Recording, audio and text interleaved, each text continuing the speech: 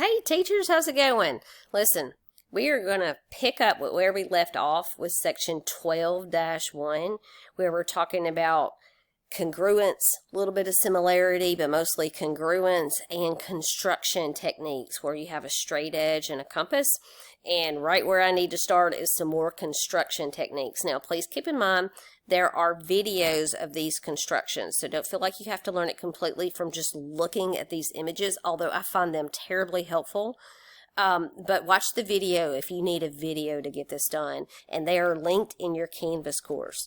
With the compass and straight edge alone, it is impossible in general to construct an angle given only its measure. So if I asked you to draw a 52-degree angle, you could not do that with construction only. You would have to have a 52-degree angle in front of you, like pictured here in the first rectangle here. That's angle B. You would have to have that in front of you. So you can copy an angle, but you can't just construct one if somebody said you needed a 52-degree angle.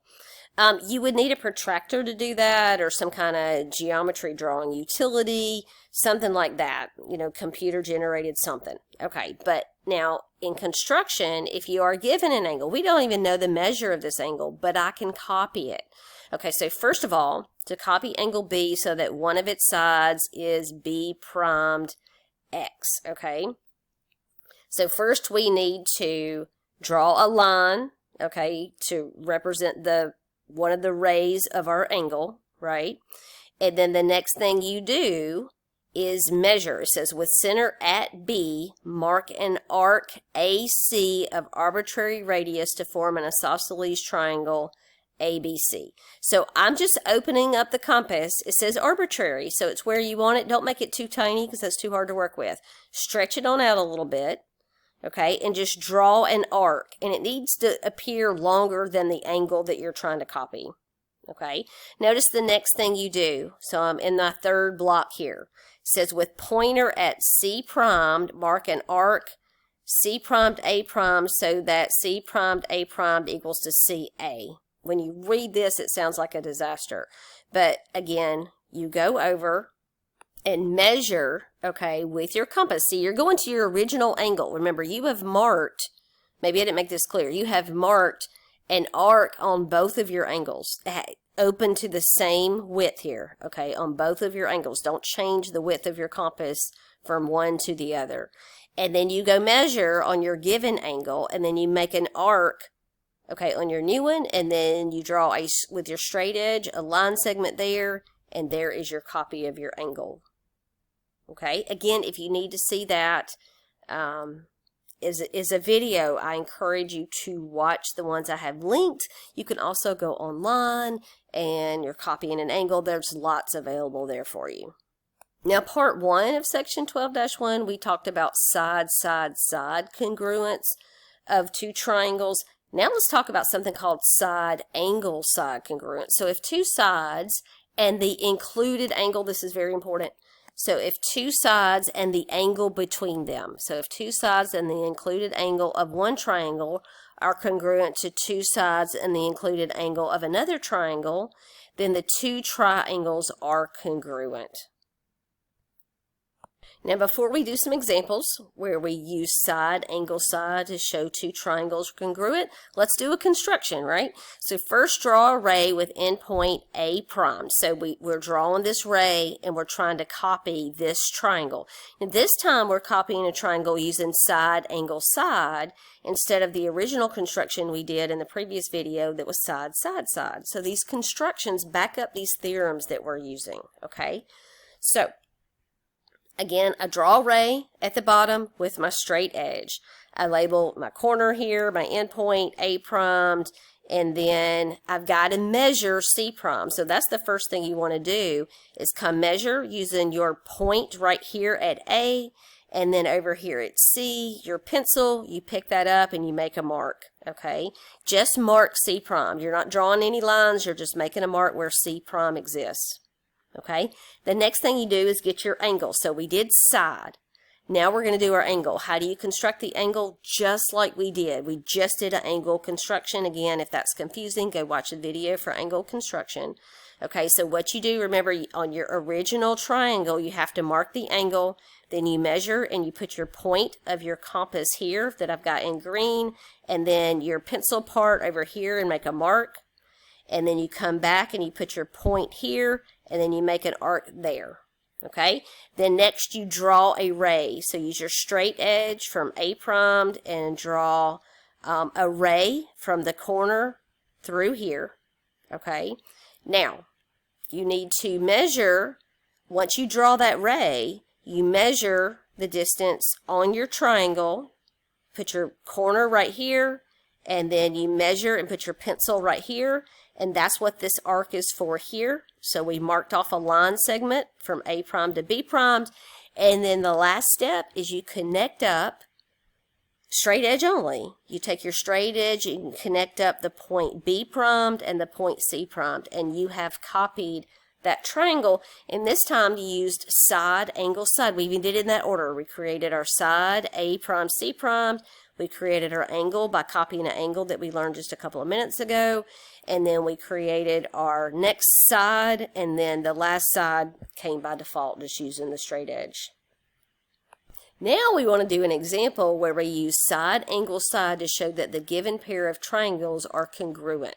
So the goal is, we're not assuming these are congruent. The goal is to show that the triangle on the left is congruent to the triangle on the right. Okay. And we're going to do this by side, angle, side. So do you see a side that matches? By the way, you remember, it's always, to me, an awesome idea to write out your triangle, one of them, in the order you want to do it. So let's do A, B, C. That's the logic way. So A, B, C. All right? And we're trying to show that's congruent too. We'll figure out what goes here in a minute. So we've got A, B, that's side length 4. Right? Do you see a side length 4 over here? I do. There it is right there. So I'm going to say that side AB is congruent to side what? Okay? So I'm going from A to B, and we're talking about DE or ED. Now notice I'm going from A to my 70-degree angle, so that's E to D. It's got to be the same direction. Okay? So we've handled that. Now you'll notice that angle B is 70 degrees. So I can say angle B is congruent to angle D, right? They're both 70 degrees. So that is a side and then an angle between them. See the angle between them. So side, angle between them. And then I'm doing another side. So this is the side with the 3. So again, side, angle between them, side. I got side, angle between them, side. So how do I write this? So BC, so that side BC is congruent to, again, now how do I write this in order? So we went from E to D, then there's our 70-degree angle. Now we're going from D to F, away from the 70-degree angle, so that's D to F. Okay, again, to point this out, this is side, angle, side. So we can say by side, angle, side, we know that ABC is congruent to triangle.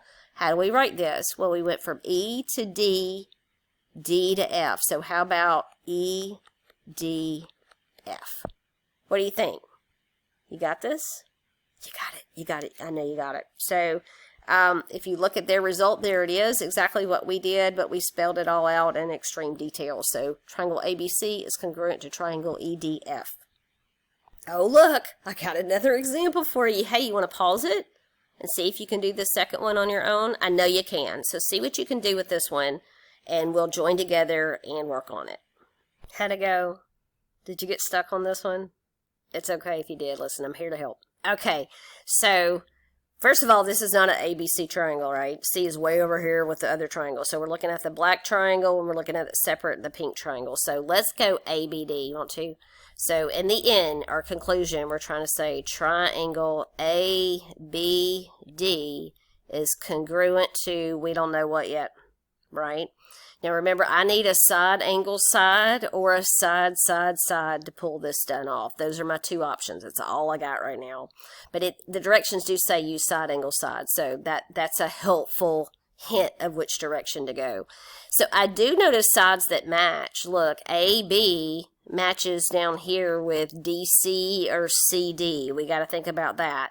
So let's say side AB definitely corresponds and is congruent to. Now, what does it correspond to? So AB, okay, is it DC or is it CD?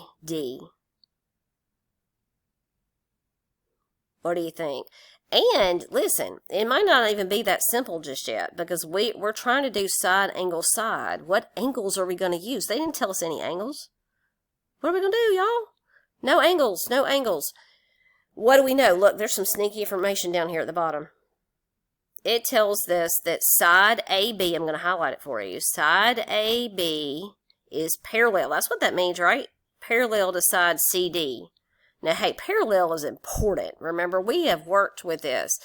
Chapter 11, if you have parallel lines and a line that goes through them, called a transversal, right? We can show some stuff is congruent. We can show some angles are congruent. Check it out. What about this angle and this angle down here? What about those angles? What do you call those angles? Remember, those are alternate interior angles. So as long as you have parallel lines and you have a transversal that just goes right through the two and connects them up, then alternate interior angles are equal. Also, this angle over here, if you wanted to use it, I'm not. This angle over here is also congruent to this angle over here. Those are equal measure, but I'm going to use the purple ones. Okay, so here's what I can say. I can say, I'm not even going to finish this first one yet. We'll go back to it in a minute. I can say that angle, now I can't just call it angle B, right? That's not going to work out. I can say angle ABD, okay? So angle ABD is congruent to angle, okay, now let's go in the same order. If it's ABD, this is going to be CDB. Cool? So angle ABD is congruent to angle CDB because of alternate interior angles. I'm abbreviating. I would really like it written out and look all neat, but I'm writing on a squirrely screen, so that's about the best I can do. All right, now if we go back up here, that might help us a little bit think about our AB is congruent to. Now look at the order I did this, AB and CD, so let's say CD. Okay, so AB corresponds to CD. Now, another side. Okay, so I'm going to erase a little bit because my highlighted parallel lines are getting in my way. And I meant to get rid of the green and not the purple. Let's keep the purple because that's the angles that match, right? So I know that side AB, okay, and side CD are congruent. Now remember my black triangle. Let's focus on the triangle we're working with. That one. Right? I'm trying to show that green one now is congruent to that pink one. So do we have another side? We've got a side and we got an angle. Well, you bet we got another side, right? It's the pink dashed line right down the middle, that diagonal there. So I can say that side BC, okay, so line segment BC is congruent to line segment. Now, do I say BC? Oh, BD, y'all, thank you. Okay, BD, not BC. C is way over here. BC is this dude over here. So BD, okay. Now, do I say is congruent to BD? Or notice the order we're going in. We went CD, that's going to be DB. Now, y'all, those are really the same line segment, are they not? They really are, but I'm just trying to keep my order straight because the order I write this final result in matters. Now, have we done it? Yeah, we've done it, right? This is a side, and this is an angle, and this is a side. And let me just, instead of calling that angle symbol over there, let's use the A. Side, angle, side. We did it. So triangle ABD is congruent to CDB, okay, by side, angle, side. Okay, let's look at the nice typed up result. But notice that does match what we have. The argument's there, so AB is congruent to line segment CD, and DB is congruent to line segment BD. Look how they switched them up because the order does matter. And angle ABD is congruent to BDC since alternate interior angles, right?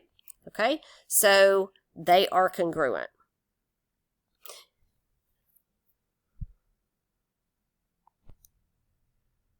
All right, look, we got a new theorem, hypotenuse leg theorem. Now, were you wondering, because we have a side, right?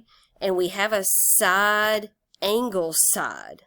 And notice what was really important is that angle had to lie between two of the sides. Have you started wondering if you could do side, and then an angle? Look at this picture before you read anything. Look at this picture down here. Look at what we have. We have an angle that matches, right? 90 degrees. So this is like, well, it's a side. Well, it's really angle, side. Don't abbreviate that. That's dangerous.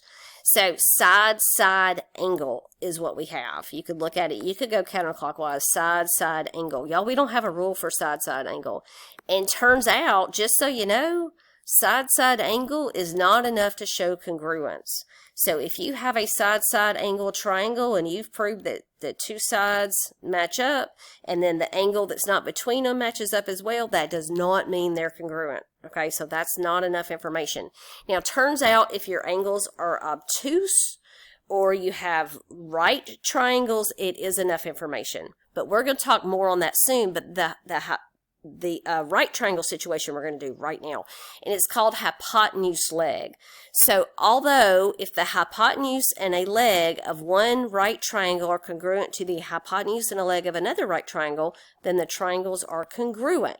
So again, it's a neat theorem. It's the hypotenuse leg theorem. If a hypotenuse and a leg of one triangle are congruent to the hypotenuse and a leg of another right triangle, then the triangles are congruent. Now, are you not comfortable with the word hypotenuse? Okay, the hypotenuse is always the side across from the 90-degree angle.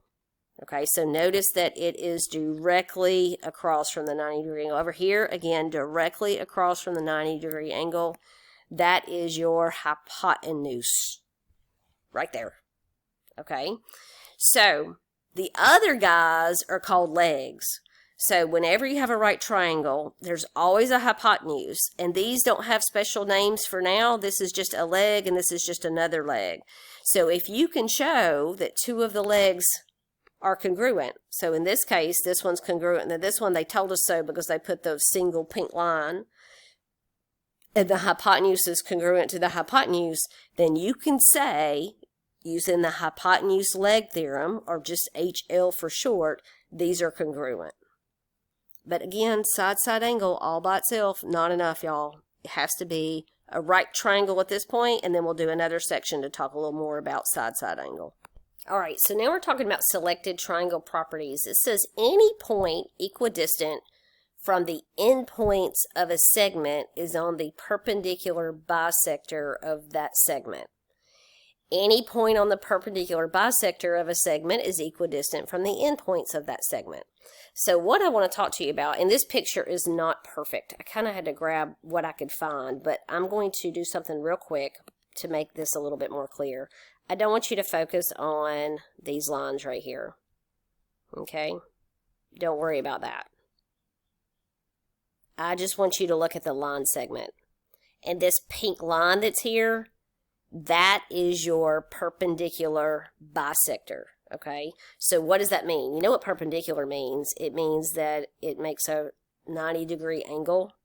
So it says, let's look at the first one. It says any point equidistant from the endpoints of a segment is on the perpendicular bisector of that segment. So if I just pick some random point, this is what this is saying. If I pick some random point that was the same distance from B and C, that it has to lie on this line. Now imagine anywhere that you pick the same distance from B. So I can't pick it like over here, right? Because I don't know if you see my point here. That's not going to work because it's closer to B than it is to C. So I'm going to erase that one. So if I pick, say for instance, this point, well that's closer to C than it is to B. So I'm going to erase that one. Okay, let's pick a point that's the same distance from B and C. Well, this looks reasonable. It's the same distance from B and C. But if you notice that it lies on this perpendicular bisector, right? If I continue this line, which it does because it's got an arrow forever, it's going to land on my green point, which is off just a touch, but don't focus on that. All right, just a funny drawing. Now, any point, what does it say the other way? Any point on the perpendicular bisector of a segment is equidistant from the endpoints. So any point that lies on this line, I don't care how far away you make it, is going to be the same distance from B as it is C. And that goes back to the triangle that's there. It showed you line here, that they're the same. That's what that triangle was there doing. But I wanted to show you how it got there. Or you could go from here to here. Again, those are the same distance from B to C. So a perpendicular bisector is pretty cool. A lot of information there. Okay, here's another selected property. For every isosceles triangle, remind me, what's an isosceles triangle? If I were to draw one, how would I draw it? Remember, isosceles means two of the sides are congruent. So this side is, say, the same length of this side. That third one down there doesn't have to be congruent. That'd be equilateral, and that's also isosceles. But just a random isosceles triangle has two sides congruent. So I'm just going to put my little double lines. That shows you they're congruent. Okay, it says the angles opposite the congruent sides are congruent. So what angles are they talking about? The opposite of the congruent side. So opposite of that one is that one right there. And opposite of that one is that one right there. So if you know you have an isosceles triangle, hey, this angle and this angle are congruent. Okay? And they call it base angles. All right? It says the angle bisector of an angle formed by two congruent sides contains an altitude of the triangle and is the perpendicular bisector of the third side of the triangle. Phew, what? Okay, let's try it again. So the angle bisector, okay, you know what that is? That is a line that divides an angle into equal measure on each side. It says the angle bisector of an angle formed by two congruent sides. So they're talking about, let's do a light blue, right there. They're talking about from this angle right here, formed by the two congruent sides. It says the angle bisector. So if I were to divide that angle in half, I'm not doing it by construction, I am just drawing, okay? It says congruent sides contains an altitude of the triangle. Now what's an altitude of the triangle?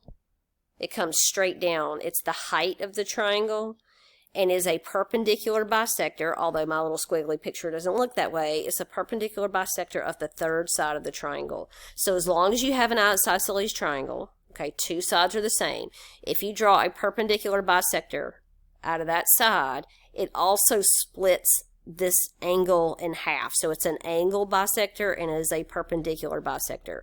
So that means this length is the same as this length over here. Ooh, that got messy.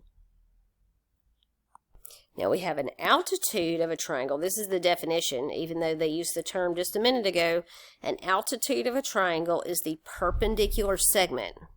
Notice they didn't say the perpendicular bisector. It's just a perpendicular segment from a vertex of the triangle to the line containing the opposite side of the triangle. So don't look at this craziness right here on the right. Let's check out what's going on over here first. So what it's saying is let's pick an angle C. So first let's focus on angle C. Notice it doesn't divide this angle in half. What we're trying to do is go to the other side and draw a perpendicular line. So the important part again is the perpendicular segment. So from C, if we come down and get a 90-degree angle, that's called the altitude. Okay, let's do it again from A. Notice if we come down, okay, it almost looks like that's a bisector, but we don't know, okay? But it comes straight down, and again, it makes a 90-degree angle. And then from B, we come down, again, to the opposite side and make a 90-degree angle. What's cool about that, you see, they intersect. Look at there. It says the three altitudes in a triangle intersect in one point. So if you can find the altitudes for your triangle, they're going to cross in that single point. But this is an acute triangle, by the way. You remember what the definition of an acute triangle is? All the angles are less than 90 degrees. Okay? Well, what about this guy right here? By the way, this is an obtuse triangle. Why is that? Because it's got this angle right here that's definitely greater than 90 degrees. Look what happens when you draw the altitude. So first, let's just look at B, okay? I'll use my highlighter this time. So the altitude for angle B right here is we come straight down to get our 90 degrees, okay? That's reasonable. All right, but look at from these other angles. Okay, I'm going to go to purple now. Let's look at the altitude for C right here. Okay, now you're trying to get to the other side, but if you go anywhere within the triangle to get the other side, it's not 90 degrees. So what you have to do is extend that line, because that line does go over forever, to finally draw your altitude perpendicular. See what's happening there? All right. Let's throw some more color in there because there's just not enough, right? All right, I've already used green. Let's do pink. All right, I like the pink highlighter. Okay, so looking at A, again, you try to go to the other side inside your triangle, that's not going to cut it. You have to extend the line segment CB. I'm extending it out here, and then I can draw my perpendicular segment. Why did I keep going? Because we're trying to find out where they cross each other. Look, they cross each other way on out here, okay? They will all cross each other in the same point, I promise. But it might not be within the triangle. Matter of fact, that line segment might not be even within the triangle. And that happens for obtuse triangles, but not for acute triangles. Interesting. Okay, back to a little bit of construction, right?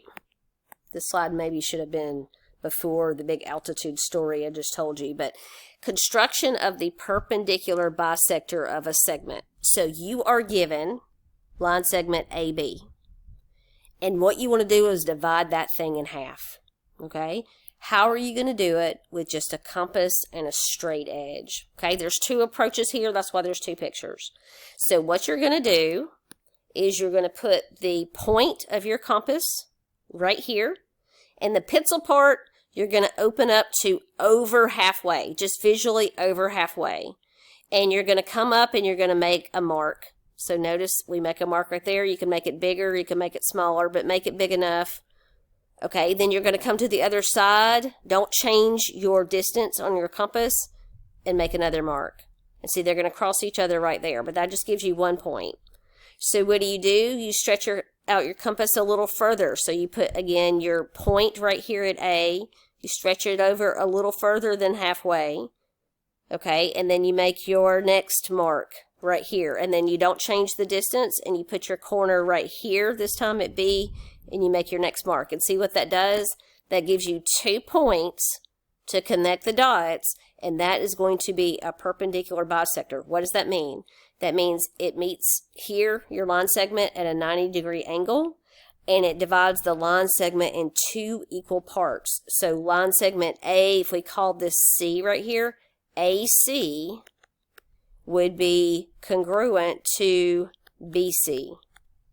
Okay? Now, to me, there's an easier way to do it, where you only have to measure your compass out the 1 time. Okay, and I'm going to get rid of all of this, because that's just a lot to look at. Again, remember there are videos for these constructions where you actually see the compass and the straight edge and the person talking you through it. So I highly encourage you to go into Canvas and check those out. Now, another way to do it, again, put your pointy part of your compass right here at A. Your pencil part, you stretch out over halfway. Instead of just doing a little mark, go ahead and do a big old arc right there. Keep it the same distance, and now put your corner at B, and then do a big arc here. This is the way I learned how to do it. And then you connect those 2 dots, and then there you go. Now, what's the reason for showing you both of them? Because sometimes you don't have room underneath your segment to make the arc, so you might just want to make 2 separate measurements. But to me, this is a very convenient way to divide your line segment in half. Again, A lot going on with that line. It is perpendicular to your line segment, and it divides your line segment in 2 equal congruent parts. Okay? I'm almost at my 30-minute mark, but I don't even want to do a part 3. I've only got a couple of slides to go, so just hang tight with me. Construction of a circle circumscribed about a triangle. First of all, what does the word circumscribed mean? It goes outside of your figure. So when something is circumscribed, they drew a circle around it. Not inside it, around it on the outside. It says by constructing the perpendicular bisectors of any 2 sides.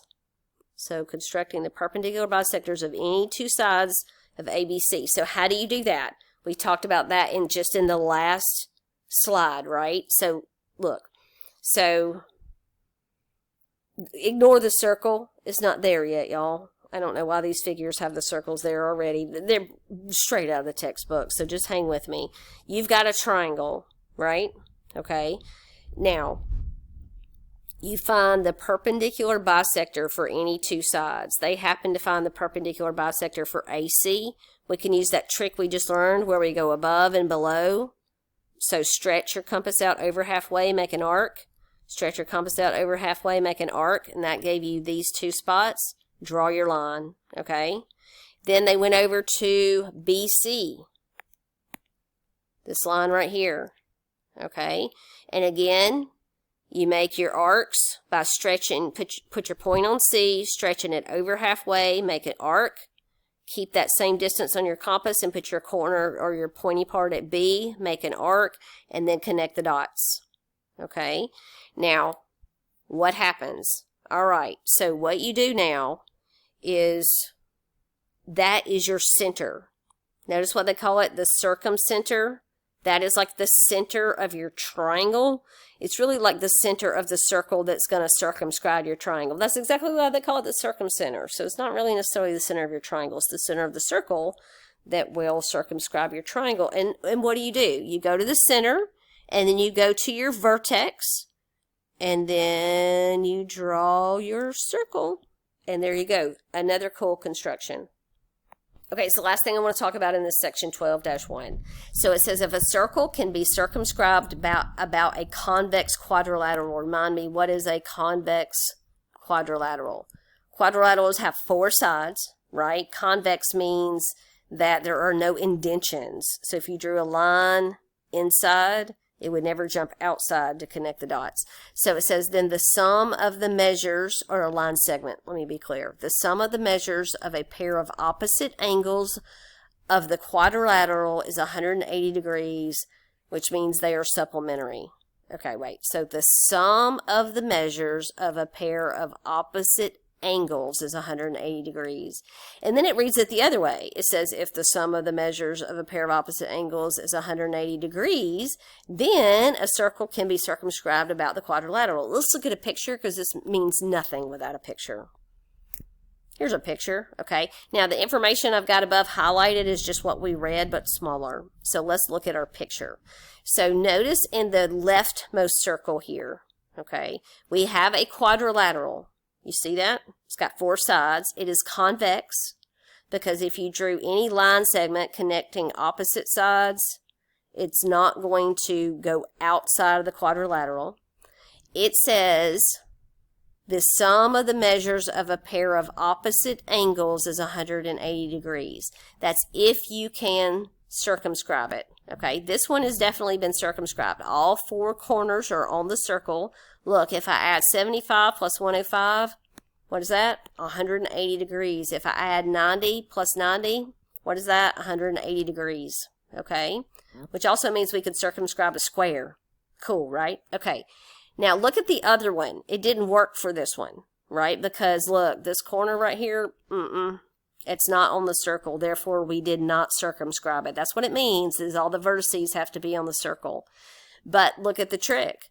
If I add opposite angles, 105 plus 55, that's not 180 degrees. So 105 plus 55 is equal to, what is that, 160 degrees, which is not 180 degrees. That's important. That means we could not circumscribe the circle. So it reads it both ways. If your opposite corners add to 180, then you can circumscribe it. If you can circumscribe it, that means the opposite corners add to be 180. And that's it. I'm done with section 12-1. If you have any questions whatsoever, please let me know. Don't forget to check out those construction videos, okay? I hope you have a wonderful day.